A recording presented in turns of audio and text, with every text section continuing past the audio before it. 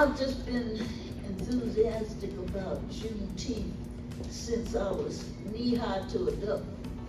In Marshall, Texas, we'd go to the fairground, and there would be speeches and food, and music and food, and exhibits and food and food and food, you know? And so Juneteenth is just in my DNA.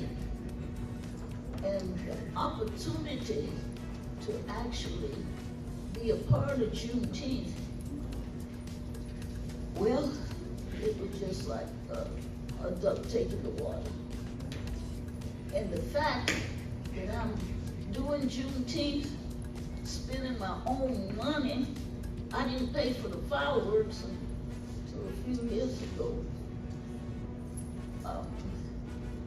But to have people learn what Juneteenth is all about, to learn that those troops he mentioned in Gordon Gray were at Galveston and Reedy Chapel, to have people learn about these things. And then when I'm 89 cotton picking years old, I decided whatever we'd done wasn't enough. And I felt like if a little old lady in tennis shoes walked from Fort Worth, Texas to Washington, D.C., 1,400 miles, somebody would take notice.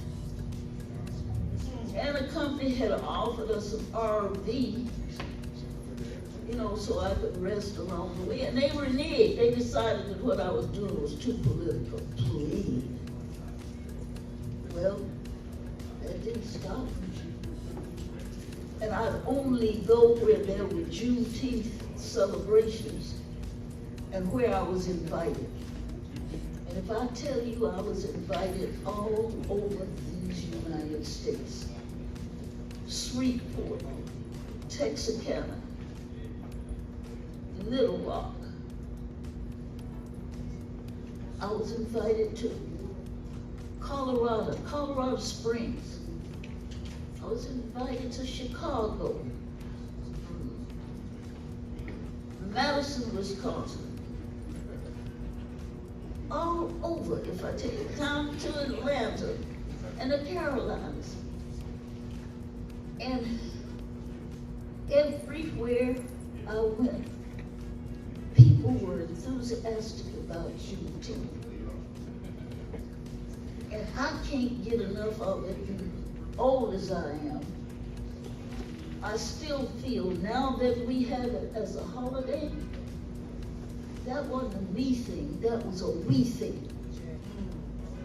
If 1,500,000 people gave us their signatures, and we took those to Congress, and we were prepared to take 1,500,000 more signatures, can you not think of what 3 million people on the same page can turn this company around, this country around? And I keep preaching that it's left up to us. We can't wait for anybody else to do it. So we need to make ourselves a committee of one. You know people who aren't on the same page you are on. And if people can be taught to hate, they can be taught to love. All right. And it's our responsibility to do it. Our responsibility to change their mind. Because there's so much work we have to do. When you think about the joblessness and the homelessness and the pipeline from the schools to the prison and climate change and health care that some can get and some can't. We cannot rest on our laurels. Education, where they don't even want us to tell the truth. And it has to be told so we can heal from it, and it doesn't happen again. And it will happen again. With the kind of stuff we're hearing from those Trump people and all that, it's ridiculous. And it's left up to us. We ain't got no guns, so it's our minds that we have to use to eradicate what's happening to us now. Oh, I know I'm preaching to the choir. I don't know why you told me that.